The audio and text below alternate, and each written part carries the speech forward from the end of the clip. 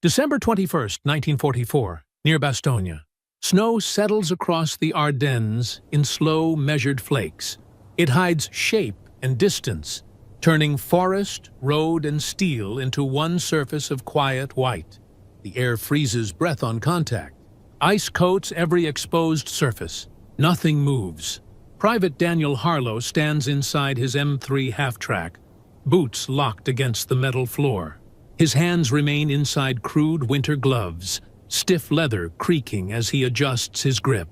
The mounted 57mm anti-tank gun dominates the open compartment. Cold steel, simple mechanics. One lever between silence and ignition. His breath escapes in shallow bursts. It rises like thin exhaust, fading before it reaches the edge of his vision. He keeps his eyes forward, watching the tree line that refuses to stay still. Wind pushes snow sideways. Branches shift. Shadows change shape without warning. Orders have been repeated for days. If you must fire, aim for the hull center. Penetrate. Disable weapon systems. Do not waste shells. Behind him, the convoy forms a long, unmoving artery of war. 30 Allied trucks, each burdened with aviation fuel. Steel drums stacked under canvas. Straps frozen rigid. This convoy is a lifeline. Aircraft cannot fly without fuel, and Bastogne cannot hold without aircraft. Engines idle in low rhythm, a mechanical heartbeat buried under snow. Every drop of fuel here must reach the airstrip. The system depends on it. Supplies feed aircraft. Aircraft protect infantry. Infantry holds ground. The war moves only when the machines do. A faint tremor touches the half-track's frame. Something large, something closer. He listens. A distant rumble thickens through the woods. Deep, heavy, without hurry. German armor, the kind that does not retreat. Tiger, thick armor. Long cannon, overwhelming weight. Designed to push through anything that stands ahead and ignore anything too small to matter. The order remains simple. Center mass. But Harlow's eyes track the road. Narrow. Icy. One tank could halt everything. And if one shell fails to penetrate front armor, there will not be time for a second. He studies the drift building against the roadside. He notes where the track link would pass. He considers what happens when steel loses motion. He presses one glove against the freezing barrel, feeling nothing but rigid metal. The lever waits under his thumb. He draws a slow breath. Radio static scratches through his headset. No voices, just fragments of a world wider than this forest. Each fragment demanding fuel, demanding continued motion. The convoy behind him does not speak. Drivers watch the tree line through frosted windshields, engines idling low to save fuel, men conserving words to conserve warmth. They rely on the first vehicle in line. They rely on the gun that points forward. The rumble stops. Stillness. Tracks crush frost. A shape grows between the trees. Flat plates. Armored seams. Barrel cutting through white haze. Tiger eye, close enough now to feel the weight of every turn of its turret. Harlow knows the rule. Center of the hull. Trained response. Approved target. His instinct says otherwise. Tracks first. Stop the monster. Force the war to stall here, not 50 yards behind him. He shifts his stance. The lever waits. His heartbeat slows to match the idle of engines behind him. He decides. A half second before the rules would have spoken for him. Would you have turned the barrel away from the target they trained you to hit? Before he became the man behind a gun, Private Daniel Harlow worked in a Detroit machine shop. 12 hours a day, steel sparks in darkness, turbine shafts polished until they spun without resistance, motion refined into silence, tolerances measured by feel, not markings. That memory remains intact. It follows him here, even in frozen Belgium, even with war pressing against the trees. He remembers the scent of machine oil warmed by labor. Familiar, controlled. Nothing like the crude cold pushing into his gloves now. He trusts mechanics more than luck. He believes in parts that fit, gears that mesh, systems that obey. The half-track beneath his boots is not transportation. It is a responsibility of metal and combustion. He knows its engine timing by the pulse through the floor. When idle runs too high, he notices. When vibrations shift under recoil, he adjusts. He cleans the 57mm anti-tank gun with the same small motions he once used for precision turbines. Straight lines, measured force, never rushing. Snow taps against the barrel. Frost creeps along the traverse housing like corrosion paused mid-growth. He wipes it away, not for shine, but to keep mechanics honest. He does not speak much during briefings. Officers explain procedures. Maps unfold. Pointers tap positions. Orders flow downward like conveyor belts feeding assembly lines. He accepts the hierarchy, but he tests each instruction quietly, the way friction tests bearings. Systems function best when stress is anticipated, not ignored. The Tiger's presence now is not a matter of fear. It is a matter of engineering. A vehicle built to move forward. A weapon designed to crush resistance by sheer mass. Its survival depends on momentum. Tracks keep that machine alive. Remove them, and armor becomes a bunker stranded on a road meant to stay open. His internal rule has existed longer than his uniform. Immobilize first, destroy later.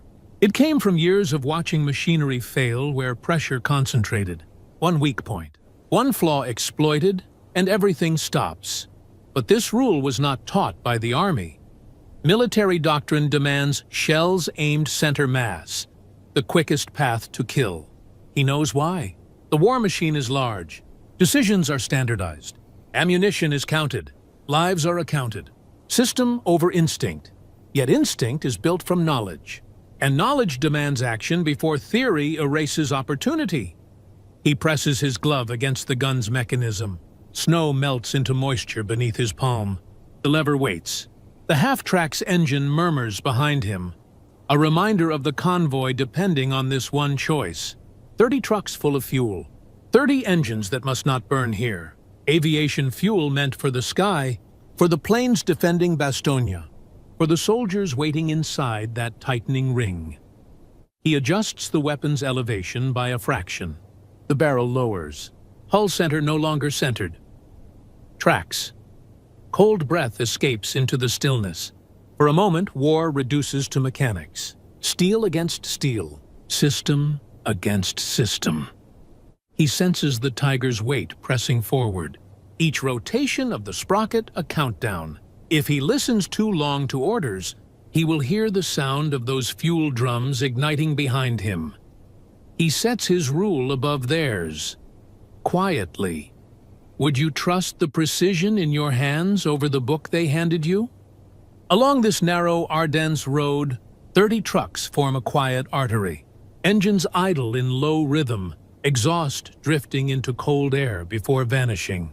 Canvas tarps stretch over steel drums, each drum filled with the same liquid that keeps aircraft aloft. Aviation fuel, the lifeblood of the front. Thunderbolts sit on a besieged airstrip miles ahead, wings dusted with snow, waiting for fuel that has not yet arrived. Their pilots ration every drop, take off only when necessary, fire only when survival demands it. Air support shrinks when fuel thins, and infantry survival shrinks with it. Victory here depends not on front lines, but on supply lines. Snow continues to fall, muting everything except engines. The convoy breathes, pistons cycle, a mechanical pulse, confidence measured not in uniforms, but in machinery that must continue moving. A single Tiger threatens all of it.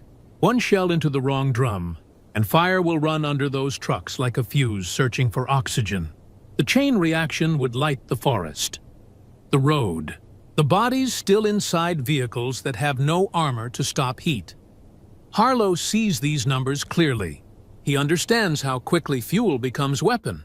He imagines the first drum bursting open, liquid flames sweeping beneath tires, canvas melting, steel twisting under intense combustion, the convoy disappearing from existence before anyone understands why.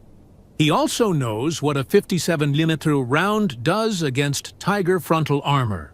The shell might chip paint, it might spark, but it will not stop the machine. Orders exist because histories of failed attempts demanded them. The convoy commander watches the same tree line Harlow aims toward. Snow gathers on the officer's helmet. He presses binoculars close to his face, breath trapped in glass, then lowers them again. Vision fails. The forest remains a wall of white and suspicion. No confirmation, no denial. Just waiting, silence expands. Except it is not silent. Engines mark time in repetitive strokes. Drivetrains vibrate lightly, ready to surge forward. Brakes groan as cold clamps steel. Men in the cabs rub their hands, tapping fingers against steering wheels, feeling the road's fate through thin gloves. The Tiger's approach represents more than danger. It challenges the logistics chain itself. War is not sustained by courage alone. It is sustained by packages delivered on time, supplies routed correctly, drums sealed tight, roads kept open, systems functioning regardless of weather or enemy. Harlow listens to the half-track beneath him. The idle is steady but strained from cold. Fuel gauge above half, enough to reposition if necessary, enough to flee if the convoy is lost. But he does not move. Precision requires patience. Across the column, drivers stare at the tree line through windshields blurred by frost. Their thoughts do not reach heroics. They think about ignition keys, transmission shifts, tire traction. If they must move, they will move all at once. If they must die, it may be before any wheel turns. A whisper of radio static breaks the air. No words, just noise. Then nothing. Harlow recognizes it for what it is. Not contact, interruption. Something large, something interfering. The convoy commander adjusts his stance, shoulders tight beneath winter jacket. He does not speak reassurance. He knows silence fails to calm. Harlow realigns the gun a fraction. Tracks still his target. The barrel points away from the spot officers circled on diagrams, away from approved procedure. The convoy remains the bloodstream of the front. One Tiger could sever it. One mechanic-turned-gunner could preserve it. Systems win wars, but systems require someone willing to protect them. The forest speaks before the Tiger does. High branches shift without wind. Snow falls in thin streams from the canopy. Not a drift, not a storm. A disturbance moving below the trees, pushing air in straight lines. Something large, something advancing. Unease travels faster than orders. It creeps along metal frames, through idling engines, into hands gripping frozen steering wheels. The convoy's heartbeat loses rhythm. Harlow sees geometric shapes where nature should remain irregular. Corners, plates, vertical edges behind pines that refuse to sway. The tree line is no longer only wood. It hides steel. A faint haze clings low to the ground. Exhaust pulled by cold air. The ribbon of smoke crawls forward, thin but undeniable. The sound sharpens next. Not a formation, just one set of tracks, one engine. Heavy strokes timed with slow confidence. Iron cleats strike frozen stone buried beneath soil, sending dull echoes down the road. Every truck in the line waits for permission to feel fear. But permission never comes. The Tiger emerges piece by piece. First the barrel, long and deliberate, clearing branches as if surveying the road before the body arrives. Then the sloped armor, coated in winter. Snow gathers in the gaps between plates, refusing to melt against thick steel designed to survive direct confrontation. It moves with the certainty of advantage. It believes American guns cannot stop it here. The math supports that belief. Harlow knows the data by heart. Front armor, too thick. Standard tactics, too late. Rules say, wait. Rules say confirm target. Rules say hull center. He listens past the roar of the approaching machine. The creak of turret gears strains through cold resistance. Turret rotation slows as temperature seals grease into stiffness. Even a giant suffers the weather. He notes that weakness, faint but real.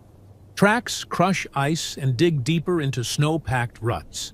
The forest floor becomes trench beneath its weight. If the Tiger stops here, the cold may claim those tracks faster than Harlow ever could. Steel against soil, weight against winter. The barrel lifts higher. Not fired, not aimed, simply testing arc and leverage. A predator adjusting posture. Routine response. Call for artillery. Request armor support. Mark coordinates, but artillery is too far. Armor is elsewhere. Fuel and hope are all that remain on this road. Harlow scans again for flanking movement. None. Just the Tiger. Alone, but overwhelming. A single machine capable of turning this convoy into scattered flame.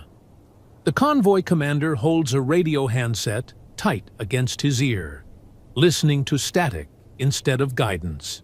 His silence sends a message stronger than any transmission. If he had an answer, he would speak it. Snow settles on Harlow's shoulders.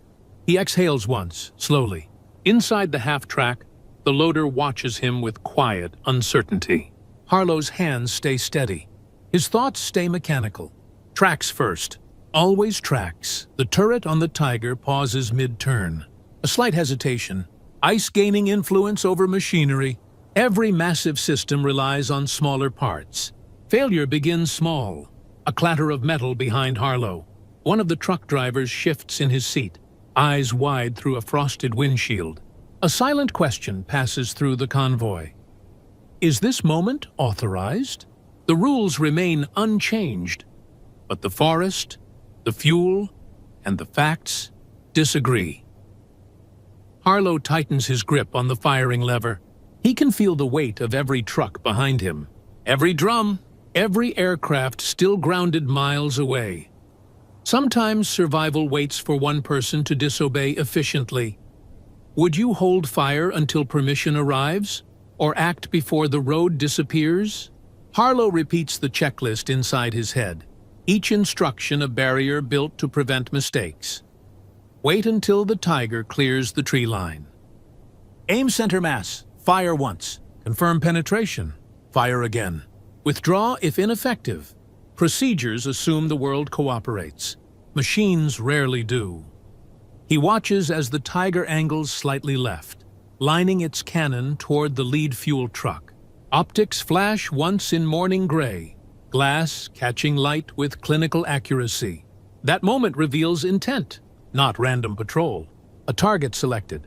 The convoy's destruction is now a matter of seconds measured in steel.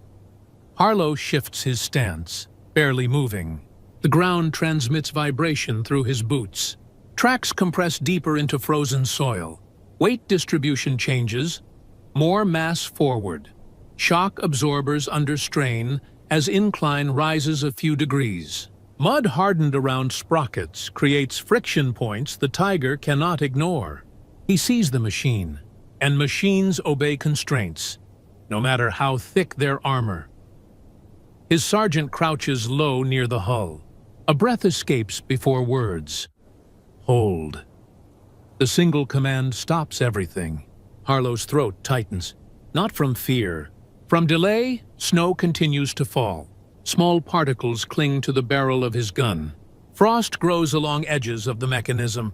The trigger linkage feels like cold law beneath gloves. Rigid, unbending, written by someone far from this road.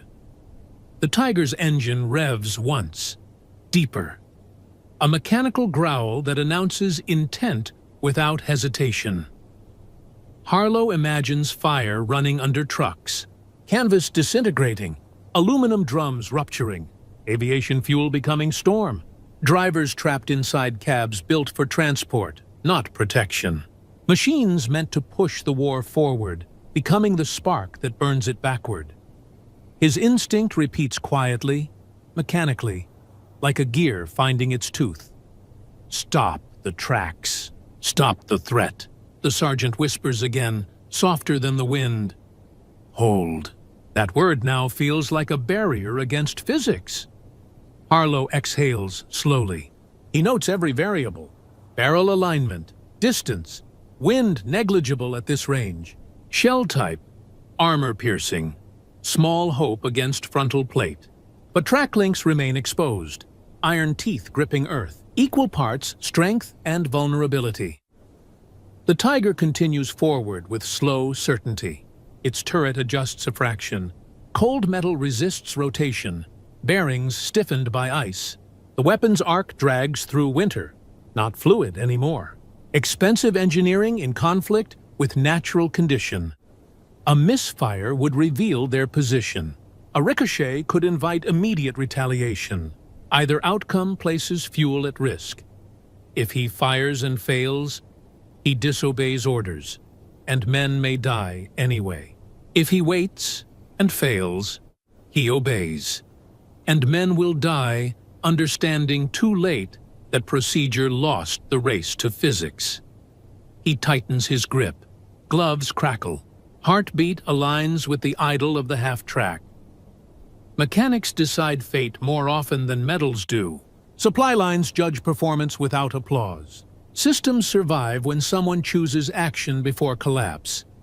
The Tiger's cannon drops 1 inch, enough to define the target. The front truck's cab, enough to confirm this road is about to end. Harlow draws one final breath, calibrated and even. Orders keep armies organized. Instinct keeps machines alive. Something must break. He chooses which. Would you follow the voice on the radio or the laws of steel beneath your hands? The order never arrives. Harlow fires. The 57mm gun kicks back hard, steel shuddering through the half-track's frame. Snow erupts from the fender in a brief white scatter. The round cuts low across the frozen road, a dark streak against pale silence. A sharp metallic burst flashes at the Tiger's right track. Sparks scatter across winter ground, tiny bursts of orange snuffed instantly by cold. The link jerks. The machine hesitates. For the first time since appearing, the Tiger loses rhythm. Tracks grind once. Then sees, momentum becomes dead weight. The road holds the tank in place like a vice. Armor that once advanced now leans awkwardly. Its heavy front angled toward the convoy, but no longer closing distance. Inside the half-track, Harlow does not celebrate. He reloads. His loader hands the next round with steady urgency. No words exchanged. They continue the work the same way they once tuned gears. Sequence, repetition, precision. The Tiger reacts slower than expected. Turret rotation jerks left, then right, gears protesting. Someone inside searches for the source of humiliation. American doctrine never planned for this moment. A light gun stopping a heavy machine. It rejects the concept as impossible. Harlow sets his sights again. Tracks remain exposed. Broken steel folds upward. Sprocket teeth strain against frozen mud and newly deformed links. He fires a second round, another sharp recoil, another blast of snow. The second shell punches into the same wounded point. Metal folds inward. The Tiger lurches against its own mass. Engine roars, not victory, but frustration. The machine understands physics now. It tries to move. It cannot. Smoke coughs from heater vents. Exhaust thickens. The tank becomes a furnace without motion. The forest watches in stillness as a predator loses freedom 1 centimeter at a time. Harlow's breathing remains controlled. Actions automatic. He checks for a third round without awaiting instruction. His rule, immobilize first, has manifested into fact. Disobedience converted into survival. Yet no cheer rises from the convoy. No victory declared. Engines behind him continue their low idle, unsure whether to hope. The convoy commander stares forward, caught between two reactions, commendation or correction. He does not speak either. The Tiger's turret continues to scan. Its barrel points past Harlow, then across the column. It refuses defeat. Even trapped, it remains lethal. The difference now is measured in seconds, in angles, in the mechanics of turning steel that cannot turn fast enough in deep cold. Snow falls again. It lands evenly on both machines, aggressor and defender. For a moment, each becomes part of the same frozen landscape, machinery humbled by temperature and timing. The forest hides its judgment beneath white cover. Inside the half-track, Harlow steadies the gun for whatever follows. Procedure has ended. Consequence has begun. He knows the Tiger still has the ability to fire. Its cannon needs only a clear line and a heartbeat of opportunity. The convoy still waits on a knife edge. Immobilization changes variables. It does not guarantee survival, but the strategy now favors motion behind him, not weight before him. Sometimes, the first unauthorized action is the only one that matters. Static snaps through the radio, sudden and sharp. Then a voice cracks the silence. A forward scout, breath tight against the mic. Words rushed but precise. German armor. Behind the Tiger. 3, maybe 4. Waiting for breakthrough. The message confirms everything Harlow already understood in machinery terms. The Tiger was not a lone wanderer. It was a wedge meant to open the road. A clearing tool. Once American fuel began burning, the rest would flow through the gap and destroy what remained. But now, the wedge is stuck. The Panzerweifers idle somewhere behind the immobilized shield. Engines rumble with impatient power, trapped in a queue of steel. They cannot overtake. The forest corridor is too narrow. The Tiger blocks the only path forward. German voices echo between pines, muffled by distance, sharpened by tension. A debate conducted in fast words and colder air. Push on foot? Attempt to tow the Tiger? Fire blind into the road and risk exposing their own position? None of the options promise motion. None promise survival. Minutes pass with mechanical slowness. Snow keeps falling. Exhaust from the Tiger fades into still air. The great machine remains a monument of weight and failure, locked in place by 2 shells that hit where no one instructed. Finally, sound shifts. Tracks reverse. One engine, then another. Each withdrawal, a reluctant surrender to physics. The Panzer V's fall back into deeper forest, their noise thinning into distance. The argument behind the tree line becomes memory. Harlow watches for hesitation, a final change of mind, a desperate charge. None comes. The Tiger stays silent. Its crew emerges from the hatch. Figures drop to snow, weapons slung but unused. They move quickly, shoulders low, frustration hidden under urgency. They do not look back at the machine they leave behind. They vanish between trees, understanding the cold truth of weight versus mobility. No explosion follows. No ammunition set to deny capture. The machine is left standing, a crippled giant without purpose. The forest resets. Wind drags fine powder off branches. Engines behind Harlow breathe easier. Drivers in their trucks relax trembling hands against steering wheels. Relief escapes in thin vapor clouds, disappearing faster than fear arrived. Fuel remains intact. The airstrip will receive what it needs. Pilots will fly because this road stayed open. There is no cheering. There is no announcement to headquarters. This engagement will not receive a name. Harlow's sergeant finally exhales. Not relief, resignation. Procedure has been broken. The result cannot be denied. Yet the result cannot be celebrated. The convoy commander folds the radio antenna down and signals the column forward. Engines raise their idle-to-movement level. The system resumes. Harlow stares at the immobilized Tiger. Snow clings to its upper hull. Steam leaks like exhausted breath from vents. He studies the angle of the broken track, the precise point where steel surrendered to force. He does not feel pride. He feels confirmation. Machines obey rules of their own. The half-track rolls forward. The Tiger remains behind, a forgotten testament to one moment where instinct held the line that orders could not. Convoys succeed not through medals, but through motion that never stops. Would you accept being unpraised?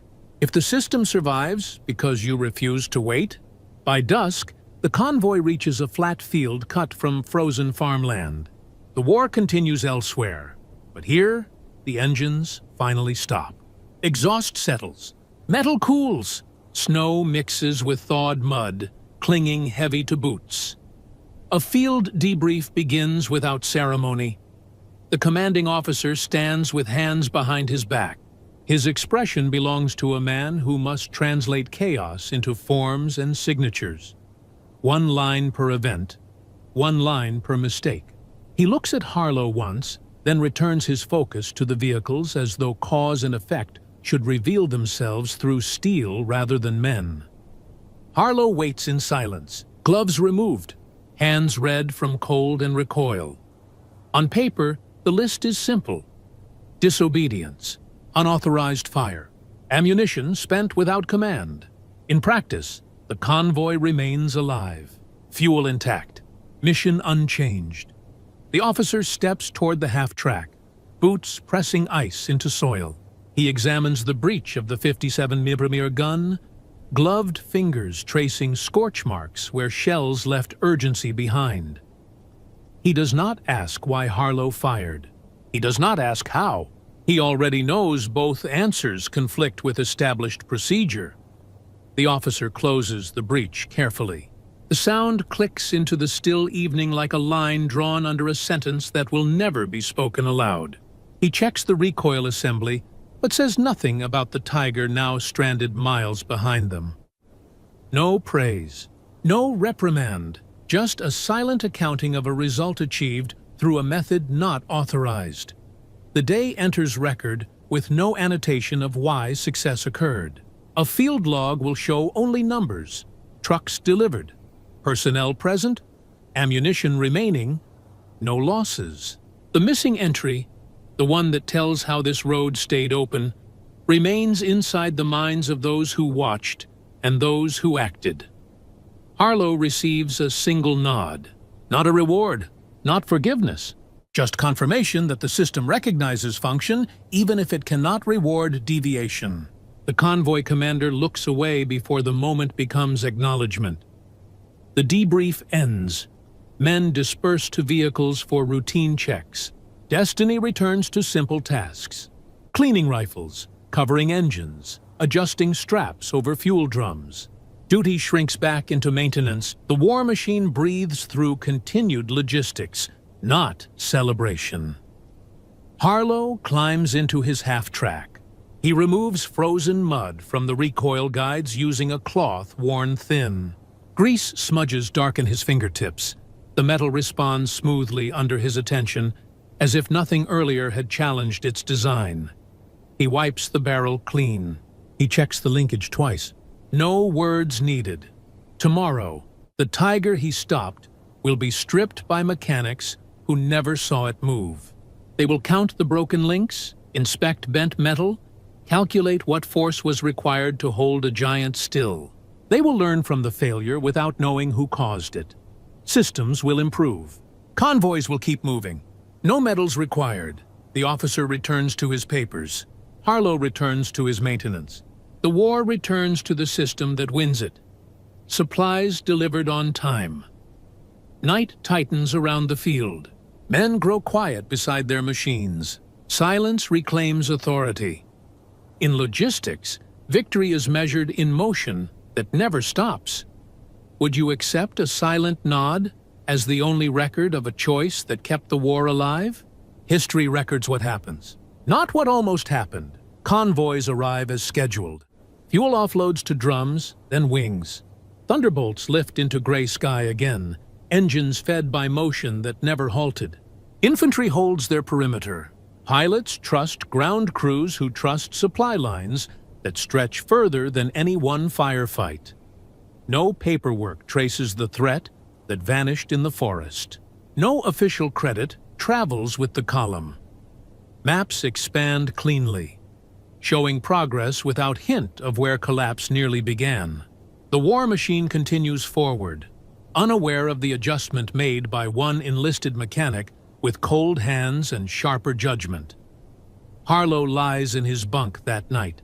The half-track rests beside him under a tarp pulled tight, the barrel cleaned and covered. He listens to wind fracture against the walls of the field tent, but inside, the engines of the convoy sleep in synchronized silence. He understands his war is maintenance, a constant battle against friction, in metal, in orders, in doubt. Routes cleared before danger arrives, engines repaired before breakdown, ammunition ready before threat. The greatest victories are the ones no one notices. Machines carry the burden of change. Men keep the machines moving. Somewhere, scouts mark the abandoned Tiger's position for retrieval and study. Another crew will dismantle its armor, measure damaged track links, and learn how vulnerability hid beneath weight.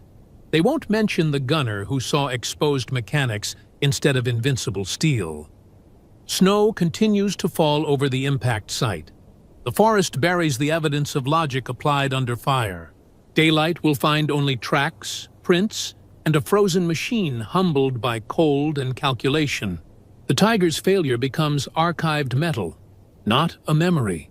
Orders remain the same. Convoys roll again in morning. In a different section of the line, another American gunner repeats the instructions Harlow just broke. Hull center, save ammunition. He rehearses a doctrine written from distance, by men who measured armor thickness, but not terrain or timing. Elsewhere, a young mechanic shoulders a weapon he knows better as a machine than as a symbol. He trusts torque values and load stress more than pages of printed procedure. The moment will come when he sees something the rule book did not predict. Quiet decisions, invisible until absent, protect the system that wins wars. Fuel travels farther. Engines run longer. The front holds. Victory in mechanized war belongs to those who keep machinery reliable, routes open, and consequences contained before they spread. It belongs to men who remove one threat so thousands of others can continue their work unnoticed. Harlow closes his eyes. He does not wait for acknowledgement. He does not expect retelling. He only expects another convoy. In stillness, he knows his action preserved the rhythm of war that depends on uninterrupted supply. This is the kind of contribution the archive forgets while the system remembers. A correction without headline, a prevention without witness. The trucks will move again at dawn. Would you stop one machine so an army of them could continue?